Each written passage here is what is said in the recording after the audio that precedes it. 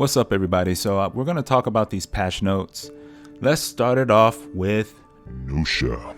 So coming at the beginning of Year 7 Season 2 Title Update 1, we're going to get these patch note changes, and the first one is going to be Nuxia. So with Nuxia, I don't know if you remember, they had her in testing grounds. They want to see if they could get this right, because they figure if they get this right, then if they need to make any additional changes, then they could.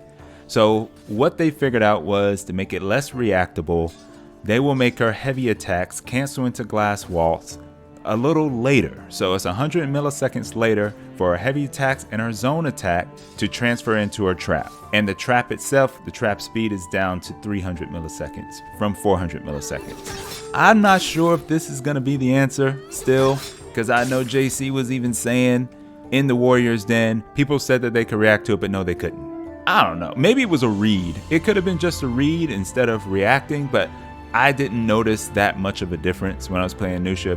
If I was going to get trapped, I was going to get trapped anyway, whether it was 400 or 500. I was going to get trapped just because of the read that I made. But, you know, I'm not a pro player. I'm decent at the game, pretty decent at the game, but I'm not a pro player.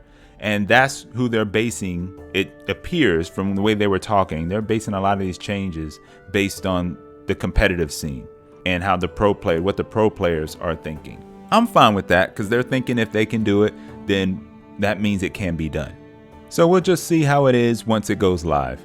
Now with Warden, you'll see as the side heavy finishers are now going to be 800 milliseconds, and that's going to be down from 900. I like these changes for Warden.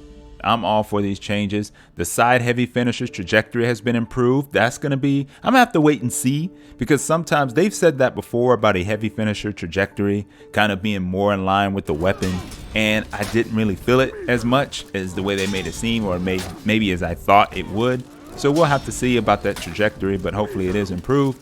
The shoulder bash now can be done from 100 milliseconds to 500 milliseconds into the front dodge, and that was 300 to 500. So that's a good change for Warden as well. Positive things for Warden. I like the direction that they're heading.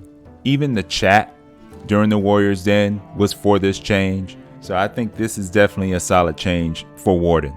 Aramusha's change is very simple. Blade Blockade now costs 10 stamina. On entry, it was 5, and on exit, it was 10, which 15 total. Which is kind of strange anyway, because when you actually do the move, it seems like they just take away the 15 all at once. And I even show it in the video.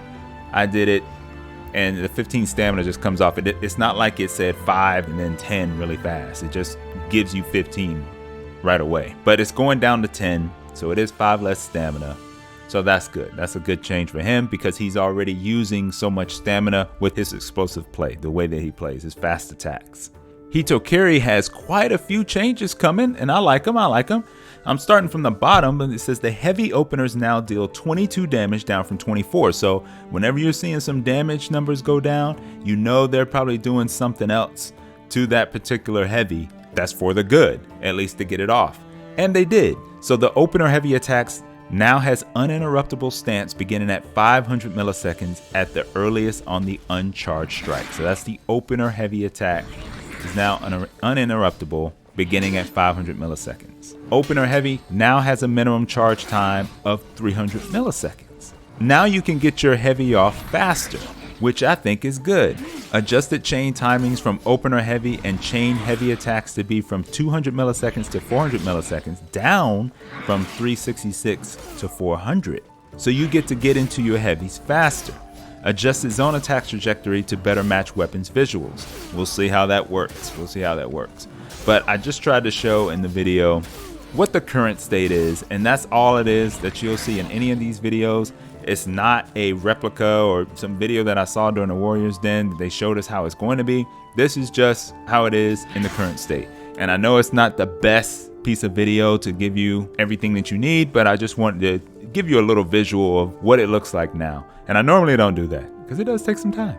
So with Jormungandr, the chain zone can now be performed while out of lock. So sounds simple, and it is simple, because this is going to make Jorm actually be positive and do some damage faster in mid.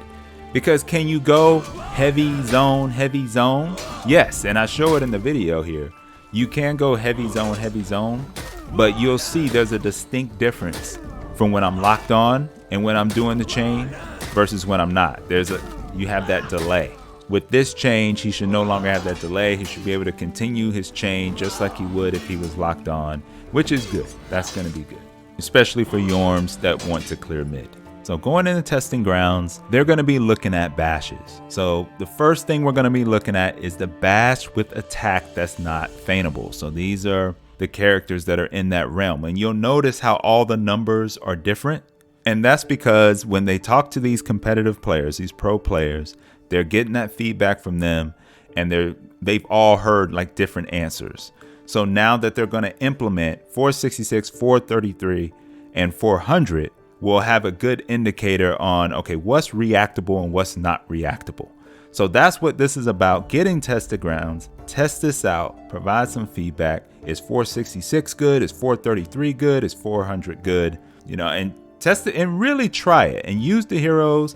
Hopefully somebody's in there not just trying to go in. You can actually practice the forward dodge bash and get a good answer, and so you can provide some good feedback.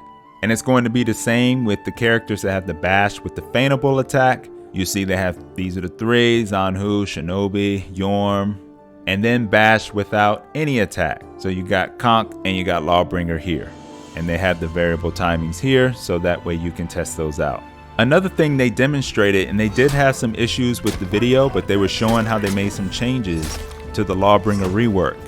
And one of them, and I'm sure we all complained about it, was that janky bash.